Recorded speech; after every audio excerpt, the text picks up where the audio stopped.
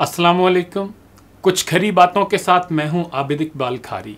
Social media पर एक मजमून पढ़ा जो दिल के तार हिला गया। एक साहब ने लिखा है कि एक छोटा सा बोर्ड रेडी की छत से लटक रहा था।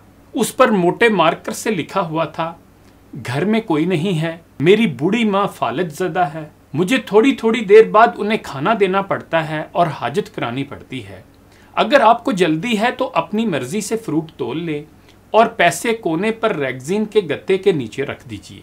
साथ ही रेट भी लिखे हुए हैं और अगर आपके पास पैसे ना हों तो कोई बात नहीं, आप वैसे ही फ्रूट ले जाएं और पैसे बाद में दे दीजिएगा। फिर वो साहब कहते हैं, मैंने इधर उधर देखा, पास पड़े तराजू में 2 किलो सेब तोले, दर्जन केले लिए, शॉपर में डाले, प्राइस लिस्ट से कीमत देखी, पैसे निकाल कर रेडी के फट्टे के गत्ते वाले कोने को उठाया, वहां 100, 50 और 10-10 के नोट पड़े हुए थे। मैंने पैसे उसी में रखकर उसे ढक दिया। इधर उधर देखा कि शायद कोई मेरी तरफ मुतवज्जो हो, लेकिन कोई नहीं था। फिर मैं शॉपर उठाकर वापस फ्लैट पर आ गया। अफ्तार के बाद मैं और भाई उधर गए।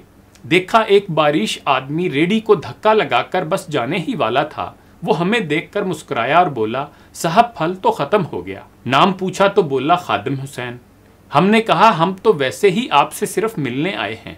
फिर हम तीनों करीब ही बने एक ढाबे पे जा बैठे।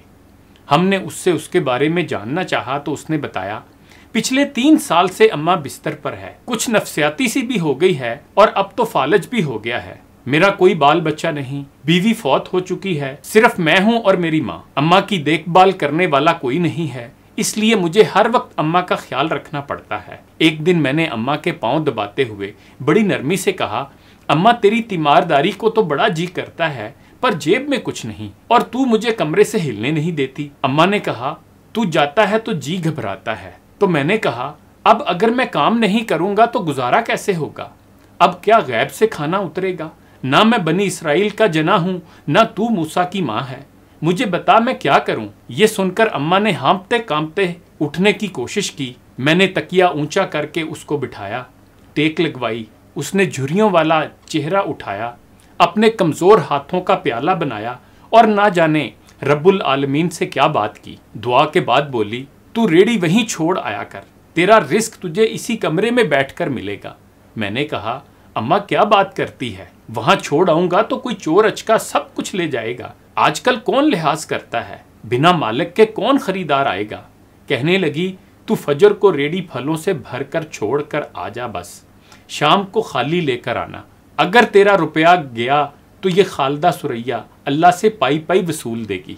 फिर वो रेडी वाला कहने लगा, 2.5 साल हो गए हैं भाई साहब, सुबह रेडी लगा जाता हूँ, शाम को ले जाता हूँ। लोग पैसे रख जाते और फल ले जाते हैं, धेला ऊपर नीचे नहीं होता, बल्कि कुछ तो ज्यादा रख जाते हैं। अक्सर तखमीना नफा लागत से 300-400 ऊपर ही निकलता है। कभी कोई अम्मा के लिए फूल भी रख जाता है, कभी कोई और चीज। परसों एक पढ़ी लिखी बच्ची पुलाव बनाकर रख गई थी, साथ कागज पर तहरीर लिखकर रख गई थी कि ये अम्मा के लिए है।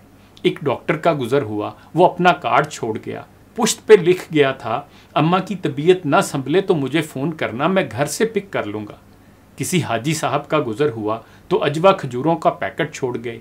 कोई जोड़ा शॉपिंग करके गुजरा तो फ्रूट लेते हुए अम्मा के लिए सूट रख गया। रोजाना ऐसा कुछ ना कुछ मेरे रिस्क के साथ मौजूद होता है। ना अम्मा हिलने देती है, ना अल्लाह रुकने देता है। अम्मा तो कहती है कि तेरा फल बेचने के लिए अल्लाह खुद नीचे उतर आता है और बेच बात जाता है। वो सोना रब एक तो राज़िक है और ऊपर से रिटेलर भी है। आखिर में मुझे तमाम लोगों से कहना है कि अगर आप फारिग हों और अपने वालिदैन को काम करते देखें तो फ़ौरन उठकर उनकी मदद करें और उन्हें कहें कि अम्मी जान, अब्बा जान, लाइए मैं मदद करता हूँ। फिर देखिएगा कि दुनिया और आखिरत की कामयाबियाँ कैसे आपके कदम चूमती हैं। इन्हीं गुजारिशात के साथ आबिद इकबाल खारी को इजाज़त दीजिए। अपना ख्याल रखिएगा। अल्लाह हाफिज़।